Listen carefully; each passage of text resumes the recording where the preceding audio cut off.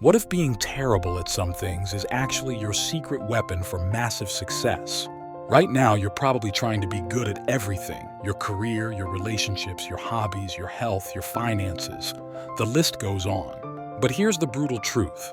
This approach is keeping you mediocre in everything and excellent at nothing. Society has sold us this lie that well-rounded people are the most successful, that you need to excel in every area of life. But look around.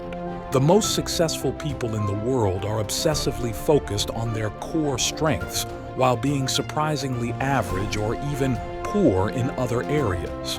Today, I'm going to show you exactly how to identify what you can gratefully suck at, what you need to be average at, and where you must absolutely excel. This isn't about giving up. It's about strategic focus that will transform your results. But before we dive in, if you're ready to stop spreading yourself thin and start building the focused life you deserve, hit that subscribe button and ring the notification bell. Trust me, this channel is your roadmap to intentional growth. Here's what most people get wrong. They think success means being good at everything, but that's impossible. Your energy, time, and mental capacity are limited resources. When you try to excel everywhere, you end up excelling nowhere. Think about it logically. A world-class surgeon doesn't need to be a great dancer. A brilliant software engineer doesn't need to excel at public speaking. A successful entrepreneur doesn't need to be the best joke teller in the world. The key is understanding three categories: core strengths, complementary skills, and everything else. Your core strengths are directly tied to your mission and goals. These are non-negotiable areas where mediocrity equals failure. If you're building a business, you might need to excel at strategic thinking, leadership, or sales. If you're pursuing a creative career, you might need to master your craft, networking, and self-promotion. But here's the crucial part. These core strengths must align with your natural talents and your life's mission. Don't try to excel at something just because society says it's important. Excel at what moves you toward your definition of success. Complementary skills support your core strengths but don't define your success. You need to be competent, not exceptional.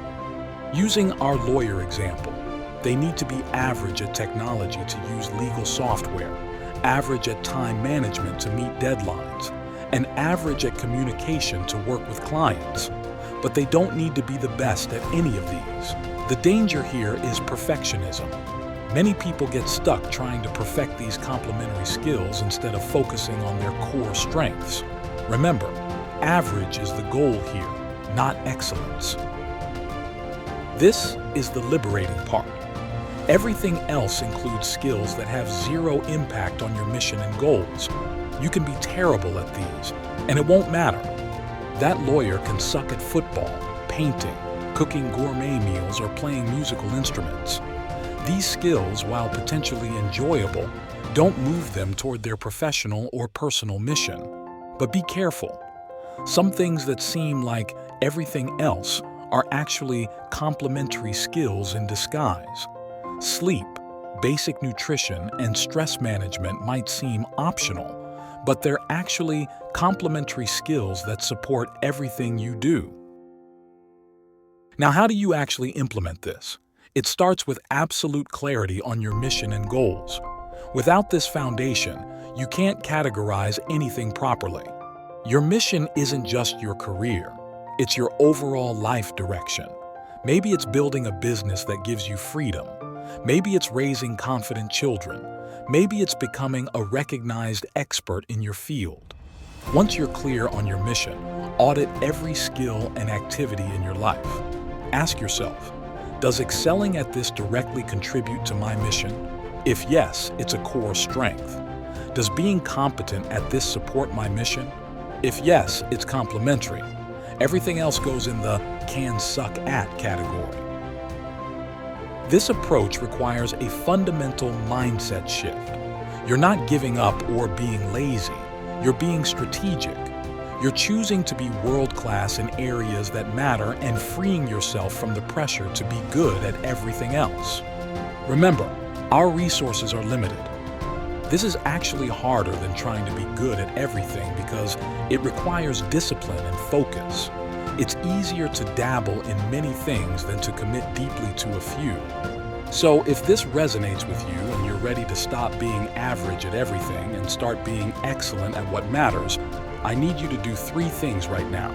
First, smash that like button to help this message reach more people who need to hear it. Second, subscribe to this channel because we're building a community of intentional growth. And third, drop a comment telling me one thing you're going to stop trying to be perfect at. Here's your practical action plan to know where to put your energy. Step 1. Write down your life mission in one clear sentence. What are you ultimately trying to achieve or become?